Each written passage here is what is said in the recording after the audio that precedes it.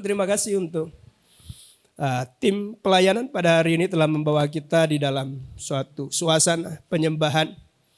Ya, hari ini spesial karena semua adalah lagu-lagu penyembahan, worship saudara ya. Karena tempat ini juga dinamakan House of Worship, rumah penyembahan. Baik, puji nama Tuhan, hari ini kita akan kembali ke dalam tema di sepanjang bulan Februari ini, Road to Generosity. Bagaimana kita menjadi orang yang murah hati. Dan hari ini tindakan kita untuk bermurah hati itu didasari atau dituntun atau dipimpin oleh karena iman. Kepercayaan kita kepada Yesus Kristus. Amin saudara. Nah mari saya undang semua kita bangkit berdiri. Kita akan kembali membaca bagian daripada Kisah Para Rasul pasal 2 ayat 44 sampai 47. Ini merupakan pola kehidupan daripada jemaat mula-mula. Kisah Para Rasul pasal 2 ayat 44 sampai 47. Saya akan membaca ayat-ayatnya yang genap ya. Kemudian jemaat sekalian membaca ayatnya yang ganjil. Dan kita boleh membaca dengan suara yang paling keras. Ayat 44. Dan semua orang yang telah menjadi percaya tetap bersatu dan segala kepunyaan mereka adalah kepunyaan bersama. Silakan 45.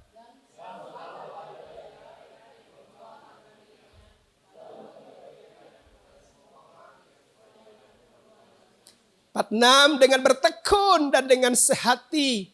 Mereka berkumpul tiap-tiap hari dalam bait Allah. Mereka memecahkan roti di rumah masing-masing secara bergilir. Dan makan bersama-sama dengan gembira dan dengan tulus hati. Silakan 47.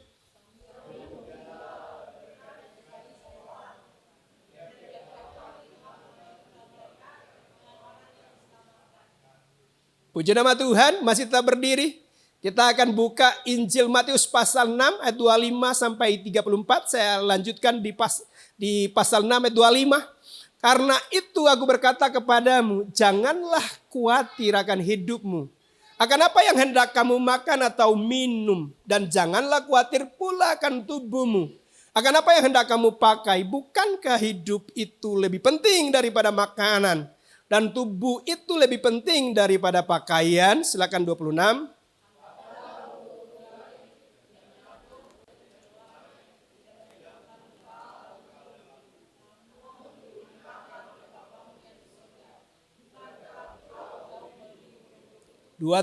Siapakah di antara kamu yang karena kekhawatirannya dapat menambahkan sehasta saja pada jalan hidupnya?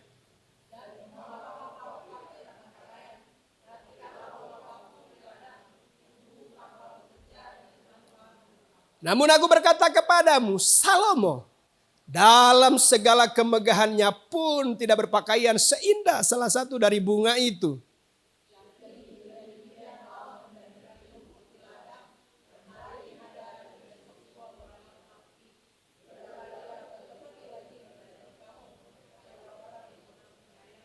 Sebab itu janganlah kamu khawatir dan berkata, apakah yang akan kami makan? Apakah yang akan kami minum? Apakah yang akan kami pakai?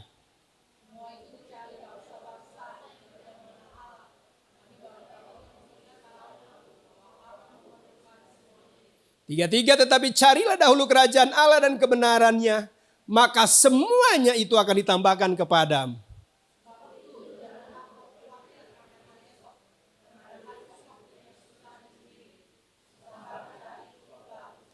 Ya, puji nama Tuhan, dipersilakan duduk.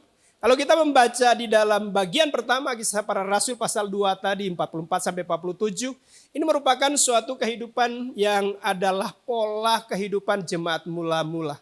Mereka bukan kelas menengah ke atas, mereka adalah orang-orang yang kehidupannya sebetulnya tidak terlalu berlimpah-limpah amat dengan harta kekayaan. Tapi yang luar biasa adalah bahwa mereka memiliki kemurahan hati, saudara. Mereka memiliki kesatuan hati setelah mereka menerima akan Roh Kudus yang dicurahkan di dalam kehidupan mereka. Dari antara mereka tetap bersatu dan ada yang menjual harta, ada yang menjual ladang, ya, tanah milik mereka untuk kemudian bisa dibagi-bagikan kepada sesama untuk memenuhi keperluan atau kebutuhan. Nah, kemudian bagian yang kedua itu berbicara tentang pengajaran Tuhan Yesus bagaimana Di dalam kita menyikapi akan kebutuhan kita akan makanan, pakaian, minuman, saudara. Dan kemudian ada prinsip-prinsip yang penting yang diajarkan oleh Tuhan dari Injil Matius pasal 6 ini. Poin yang penting adalah mengajak setiap kita pada hari ini untuk menjadi orang yang suka memberi. Katakan suka memberi.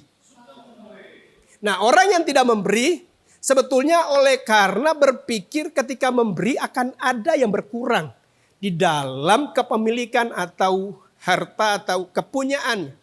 Orang yang tidak memberi karena ada takut kekurangan, saudara. Nah, hari ini kita akan belajar supaya kita tidak perlu untuk khawatir karena ada poin-poin penting bahwa Tuhan sudah menyediakan kebutuhan kita. Amin, saudara, ya. Yang kedua adalah bahwa Tuhan itu adalah Tuhan yang mengetahui kebutuhan kita. Dan Tuhan itu juga adalah Tuhan yang alfa dan omega, awal dan akhir. Berarti dia sudah ada di masa depan kita. Dan dia yang memegang masa depan kita. Oleh karena itu hari ini, karena Tuhan yang menyediakan, mengetahui kebutuhan kita, memegang masa depan, kita hari ini diberikan sebuah tantangan untuk bisa menjadi orang yang murah hati. Memberi karena kerelaan, karena iman kita kepada Tuhan Yesus Kristus. Benua Antartika adalah benua yang di bagian paling selatan, paling bawah daripada bola bumi ini, saudara, ya. Dan dia berada di kutub selatan. Kondisi keadaannya adalah situasi di sana nyaris semuanya adalah es, saudara, ya. Ketebalan esnya dari permukaan bahkan sampai 1,9 kilometer. Ya mungkin diperkirakan dari perempatan Boulevard sampai perempatan Rumah Dinas. Kira-kira ya kurang lebih seperti itulah ketebalan esnya. Nah, di dunia, di wilayah yang begitu kering dengan kondisi yang penuh dengan es, penuh dengan salju. Tapi didapati ada 21.000 spesies, saudara, daripada binatang atau hewan, saudara. Nah, spesies itu bukan jumlah, saudara. Spesies itu jenis. Mungkin satu spesies bisa ratusan bahkan kemudian puluhan ribu jumlah, saudara. Dan itu bukan sebuah jumlah yang sedikit, saudara, ya. Jadi ada di sana hidup burung, saudara, ya. Hidup di sana ada kelinci, ada serigala, ada beruang. Nah, siapa yang kemudian memberikan akan kebutuhan makanan mereka di wilayah yang seperti ini? Tuhanlah, saudara, amin. Karena dikatakan Tuhan yang pelihara burung-burung di udara. Oleh karena itu pada hari ini kalau Tuhan aja memberikan, memperhatikan, saudara, mencukupkan kebutuhan daripada hewan, amat terlebih kita yang dicintainya. Amin, saudara, ya. Oleh karena itu hal yang pertama, tidak perlu kita khawatir karena Tuhan sudah menyediakan kebutuhan kita. Dari ayat 25 sampai 29 dari Matius pasal 6 ini dikatakan, karena itu aku berkata kepadamu, janganlah khawatir akan hidupmu, akan apa yang hendak kamu makan atau minum. Janganlah khawatir pula akan tubuhmu, akan apa yang hendak kamu pakai. Bukankah hidup itu lebih penting daripada makanan dan tubuh itu lebih penting daripada pakaian? Nah, ayat 26-nya, pandanglah burung-burung di langit yang tidak menabur dan tidak menuai dan tidak mengumpulkan bekal dalam lumbung, namun diberi makan oleh Bapamu yang di sorga. Bukankah kamu jauh melebihi burung-burung itu? Siapakah di antara kamu yang karena kekhawatirannya dapat menambahkan sehasta saja pada jalan hidupnya? Dan mengapa kamu khawatir akan pakaian? Perhatikanlah bunga bakung di ladang yang tumbuh tanpa bekerja dan tanpa memintal. Namun aku berkata kepadamu, Salomo dalam segala kemegahannya pun tidak berpakaian seindah salah satu dari bunga itu. Tuhan kita adalah Tuhan penyedia, saudara, kebutuhan kita. Amin. Tuhan kita adalah Jehovah Jireh. Tuhan kita adalah the great provider, saudara. Ia menyediakan seluruh kebutuhan kita. Kebutuhan hewan, kebutuhan binatang aja dia cukupkan, amat terlebih kita yang lebih berharga. Keluarga Rumayar Sampo adalah keluarga penyayang, pemelihara daripada hewan-hewan, saudara, ya. Kalau kemudian kita berkunjung ke rumah yang ada di Rindegetan atas itu, maka kita akan diterima. Yang pertama sebagai asernya adalah seekor anjing, ya. Jadi dia akan menjemput, ya. Kalau kemudian tamu yang datang dikenal, dia akan kemudian setelah itu menyapa dengan menjilat, saudara ya. Nah, itu dia keliling tugasnya. Kemudian ada yang diikat di bagian timur, saudara. Nah, dia khusus untuk mengawasi wilayah bagian timur. Kemudian ada yang di pojok antara utara barat, saudara. Nah, dia itu mengawasi, ya, memberikan rasa aman buat penghuninya untuk wilayah barat dan utara, saudara ya. Jadi ada setidaknya 3 ekor anjing. Kemudian juga ada ayam, ya, ayam kampung. Bahkan satu waktu saya diberi beberapa telur, saudara, dari ayam. Enak sekali. Kemudian mungkin masih ada kucing lagi ya. Dan perhatikan di sini, saudara. Apakah kemudian baik Pak Eki atau Ibu Tia setelah memelihara hewan ini pasti akan menyediakan, saudara, makanan buat kelangsungan hidup daripada hewan peliharaan.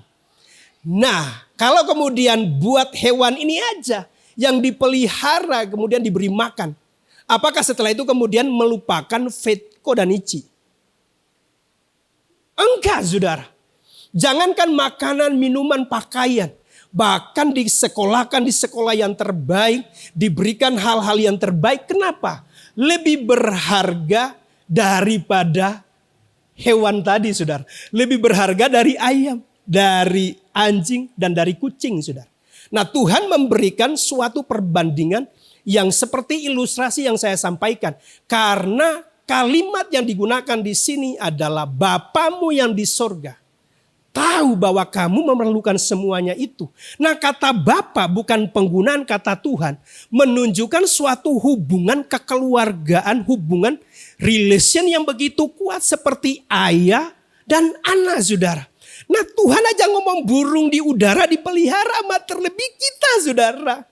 Lebih berharga, saudara. Pasti tidak akan dibiarkan seperti perlakuan daripada Bapak Eki dan Ibu Tia terhadap kedua anaknya, saudara. Lebih penting kehadiran, kebutuhan untuk pemenuhan kebutuhan daripada Ici dan Fetko. Lah, binatang aja dipelihara, amat terlebih yang lebih berharga di keluarga mereka. Nah, ini perbandingannya seperti itu. Kalau kemudian burung di udara dipelihara oleh Tuhan, mereka tidak perlu untuk kemudian membuat lumbung, saudara. Mereka nggak perlu untuk membuat simpanan buat hari esok, saudara. Karena apa? Dipelihara oleh Tuhan. Dia betul-betul sebagai penyedia kebutuhan kita yang begitu luar biasa. Amin, saudara. Yuk katakan kiri kanan, engkau lebih berharga daripada binatang. Engkau lebih berharga daripada burung di udara, saudara. Nah, kalau seperti itu, apakah yang akan kita khawatirkan, saudara? Dia the great provider. Menyediakan semua kebutuhan kita, saudara. Ya, amin, saudara. Itu hal yang pertama. Kemudian hal yang kedua adalah kita nggak perlu khawatir, saudara. Karena Tuhan itu tahu apa yang kita butuhkan. Di dalam ayat yang ke-30 sampai 32 dari Matius yang ke pasal 6 ini dikatakan begini. Jadi jika demikian Allah mendandani rumput di ladang yang hari ini ada dan besok dibuang ke dalam api, tidakkah ia akan terlebih lagi mendandani kamu, hai orang yang kurang percaya?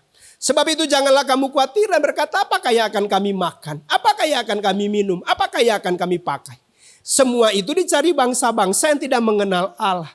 Akan tetapi, perhatikan ini kembali penggunaan kata Bapa, bukan Tuhan di sini, saudara.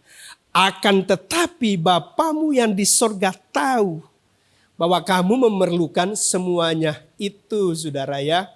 Amin, saudara. Jadi kalau burung itu tidak khawatir, kenapa kita harus khawatir, saudara? Amin, saudara.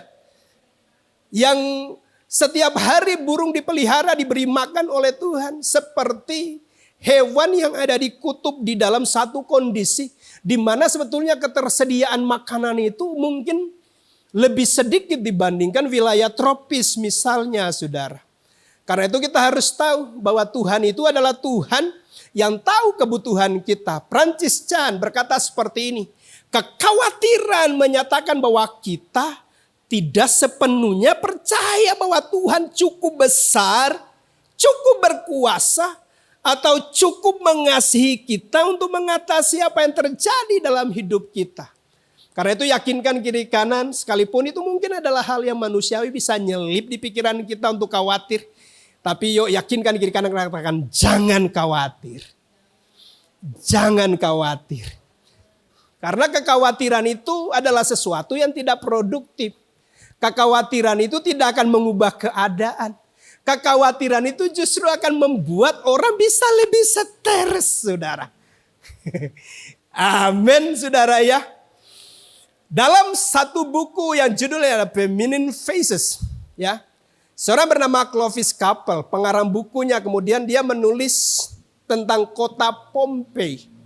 Kota ini adalah kota yang kuno, yang terkubur, tertimbun oleh lava saat gunung Vesuvius meletus, saudara ya. Ketika kemudian dilakukan penggalian, ada ditemukan tubuh daripada seorang perempuan yang telah beku dengan posisi kakinya mengarah ke gerbang kota. Sementara salah satu tangannya lagi ke arah belakang dan meraih satu bungkusan yang ternyata itu adalah mutiara. Saudara ya. Jadi perhatikan saudara bahwa patung ini sebetulnya sesuatu hal yang tragis. Dia lagi menyelamatkan diri dari kematian, tetapi kemudian terikat oleh harta, saudara ya. Ya persis kayak istri Lot, saudara ya. Yang disuruh untuk keluar, dia kemudian nengok ke arah kota Sodom dan Gomora. Padahal udah dikasih tahu, jangan menoleh ke belakang. Ya, ketika dia menoleh sebetulnya apa sih? Itu menggambarkan isi hatinya. Dia sayang kepada harta bendanya, kepada rumahnya, saudara. Oleh karena itu setiap kita jangan sampai menggenggam erat, saudara, yang namanya harta. Amin, saudara. Setiap kita harus menjadi orang yang suka memberi. Setiap kita harus menjadi orang yang ringan tangan untuk membantu. Setiap kita harus menjadi orang yang murah hati. Karena kalau kita murah hati, kita akan menghancurkan spirit yang namanya kikir, pelit, koncudu, bolotu, saudara. Yang itu bahasa Manado itu, yang terakhir-terakhir itu. Karena keserakahan itu akan membuat orang bisa mengambil satu keputusan yang tidak rasional. Kalau kemudian ada tawaran investasi dengan iming-iming keuntungan besar, saudara. Itu kan sesuatu hal yang tidak rasional. Kalau ditawarkan itu kayak money gambler, saudara ya. Itu sebagai suatu perjudian. Kalau kemudian investasi tapi keuntungannya sudah tidak rasional, saudara. Itu sih dilandasi oleh karena keserakahan, saudara. Keserakahan itu bisa membuat orang bisa berani mengorbankan integritasnya, saudara. Bahkan keluarganya. Demi mengejar apa yang merupakan keinginan hatinya, bukan kebutuhan. Keserakahan itu bisa menghancurkan hubungan kita dengan orang lain karena dasar daripada keserakahan itu adalah berpusat kepada kepentingan diri kita sendiri, saudara. Dan keserakahan itu seperti sumur yang tidak ada batasan dasarnya, saudara.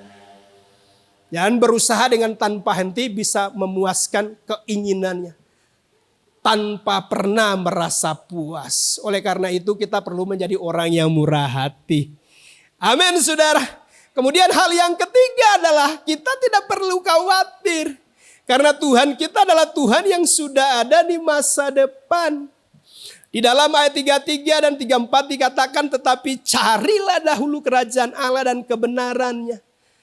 Maka semuanya ini menyangkut apa, saudara? Ayat sebelumnya. Yaitu tentang apa yang kita makan, apa yang kita minum, apa yang kita akan pakai. Jadi bicara semuanya itu di dalam konteks kebutuhan primer kita, saudara ya. Bukan keinginan kita ya. Ayat 34 sebagai kuncinya supaya kita tidak khawatir. Sebab itu janganlah kamu khawatir akan hari esok. Karena hari besok mempunyai kesusahannya sendiri. Kesusahan sehari cukuplah untuk sehari. Amin, saudara ya. Hari esok diajarkan oleh Tuhan untuk kita tidak urusi pada hari ini, saudara. Kenapa demikian? Karena hari esok itu belum tiba. Cukuplah untuk kita memikirkan hari ini, saudara ya.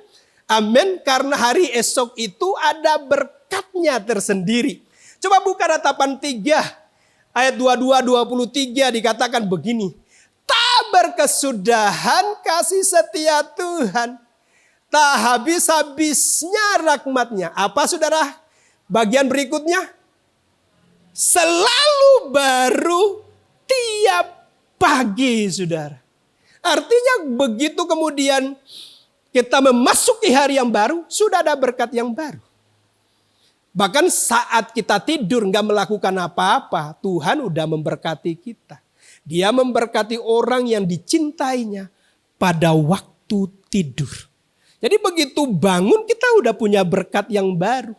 Saya sungguh sangat terinspirasi kehidupan daripada Opa Pastor Eren saudara ya. Bagaimana kemudian kehidupan yang luar biasa karena hidup dari hari ke hari saudara. Jadi kalau misalnya hari ini kebutuhannya tercukupi dan ada kelebihannya. Kelebihannya itu bukan disimpan untuk hari besok saudara. Itu luar biasa. Kelebihannya itu diberikan kepada orang lain saudara. Entah itu yayasan, entah itu perorangan, entah itu gereja atau pelayanan apapun saudara. Dan kemudian kalau besoknya percaya. Seperti apa yang diajarkan oleh Tuhan. Di dalam doa Bapa kami, berikanlah pada hari ini makanan kami yang secukupnya. Oleh karena itu penting untuk setiap kita untuk tidak khawatir saudara. Akan apa yang terjadi di masa depan karena Tuhan sudah ada di masa depan kita saudara ya.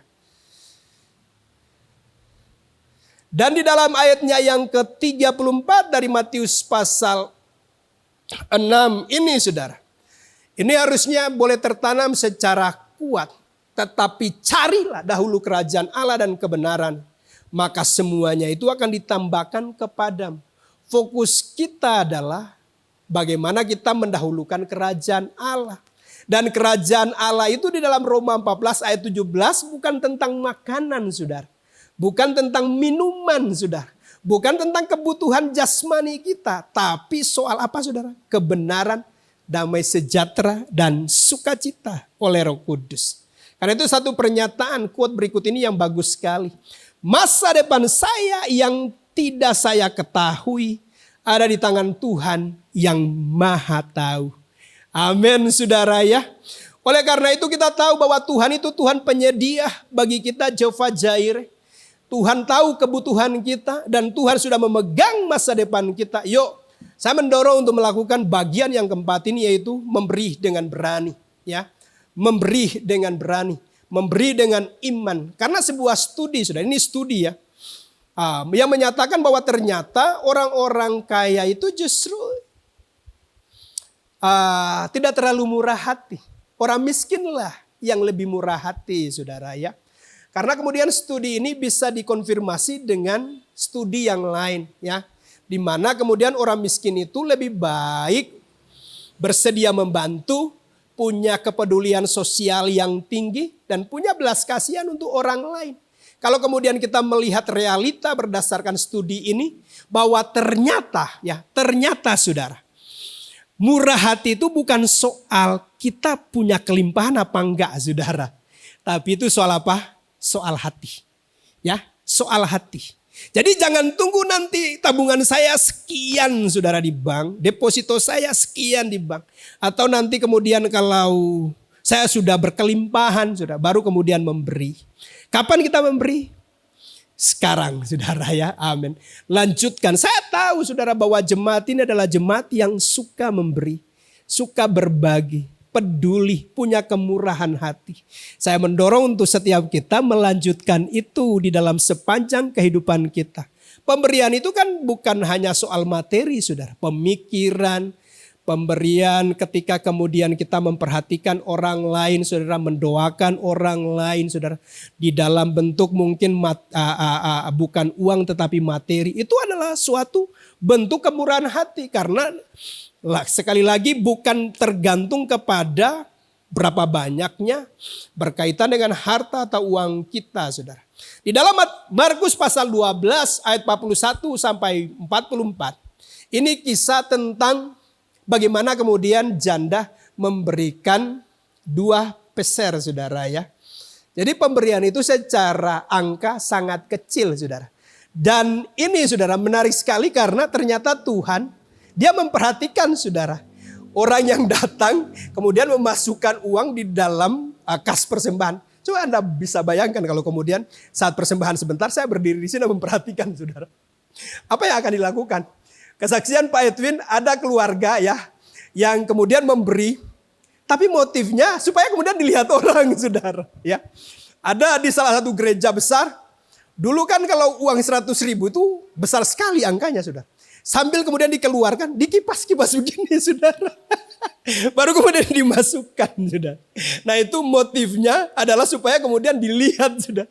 Anda bisa bayangkan kalau kemudian ngambil begitu 100.000. Kalau satu lembar ya atau berlembar-lembar begitu sambil kipas begitu saudara. Kemudian ditaruh, wah hebat ya. Tapi itu salah di hadapan Tuhan saudara. Amin, karena apa? Motifnya supaya dilihat orang. Nah perhatikan saudara, Tuhan Yesus itu lagi memperhatikan.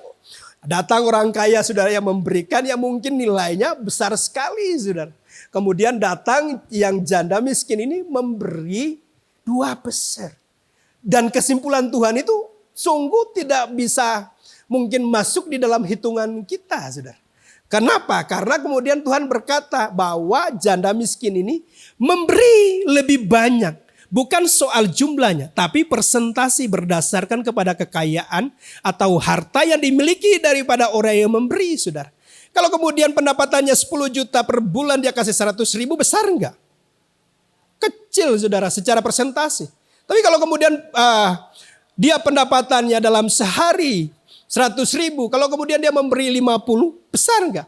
Itu 50%, saudara. Lebih daripada perpuluhan, itu besar. Secara jumlah yang 100.000 lebih banyak.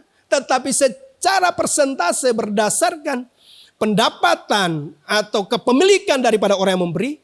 Yang 50.000 itu adalah sungguh sangat besar. 50% dari pendapatan. Saudara. Oleh karena itu hari ini setiap kita memberi jangan kemudian didasari kepada supaya dipuji orang dan dilihat. Saudara. Ya. Tetapi lebih oleh karena kita itu percaya Tuhan yang memelihara, Tuhan yang memenuhi keperluan kita tahu dan dia memegang masa depan. Sehingga dengan kepercayaan dan keyakinan itu, dengan kerelaan, dengan kemurahan hati sebagai sebuah tindakan iman, kita memberikan persembahan. Karena ternyata jumlah yang kecil secara jumlah saudara adalah persentasinya terbesar. Karena dia dikatakan memberi dari seluruh nafkahnya, saudara. Amin, saudara. Ya, amin, saudara. Oleh karena itu, yuk mari setiap kita memberi dengan berani, saudara. Amin. John Hagee, saudara, ya ini menyampaikan suatu quote yang bagus sekali. Karena uang saya adalah uang Tuhan. Ya ini berarti dia bukan sebagai ownership saudara. Bukan yang pemilik uang. Tapi dia stewardship, pengelola yang baik. Uangnya uang Tuhan. Sekalipun ada di tangannya saudara. Karena uang saya adalah uang Tuhan. Maka setiap keputusan pembelanjaan yang saya buat adalah keputusan rohani saudara. Oleh karena itu yuk mari setiap kita di dalam materi ini untuk menjadi orang-orang yang murah hati. Orang-orang yang bisa memberi didasari oleh suatu tindakan oleh karena dituntun oleh Tuhan. Tuhan Yesus memberkati kita semua. Mari kita tunduk kepala dan berdoa, materaikan kebenaran firman-Mu, mengajarkan kepada setiap kami untuk menjadi orang yang suka memberi, untuk menjadi orang yang murah hati, untuk menjadi orang yang mau membantu orang lain. Bukan berdasarkan kepada suatu keterpaksaan saudara. Tetapi lebih Tuhan berdasarkan kepada kerelaan hati. Karena kami sungguh-sungguh tahu bahwa Tuhan kami adalah Tuhan yang menyediakan semua kebutuhan kami. Tuhan tahu kebutuhan kami, apa yang kami butuhkan, apa yang kami perlukan di dalam kehidupan ini. Dan Tuhan sudah memegang masa depan kami. Oleh karena itu kami tidak akan dikhawatirkan terhadap kebutuhan-kebutuhan primer kami, kebutuhan akan apa yang kami makan, kami minum, kami pakai itu. Karena itu Tuhan kami mau benar-benar menaruh Tuhan fokus yang utama mencari dahulu kerajaan Allah dan kebenaran. Maka hal-hal yang berkaitan dengan kebutuhan kami secara jasmani akan dilimpahkan, akan dicukupkan oleh Tuhan. Materaikan kebenaran firman-Mu. Terpujilah kasih karunia-Mu dalam nama Tuhan Yesus. Yang diberkati bersama katakan, amin. Amin.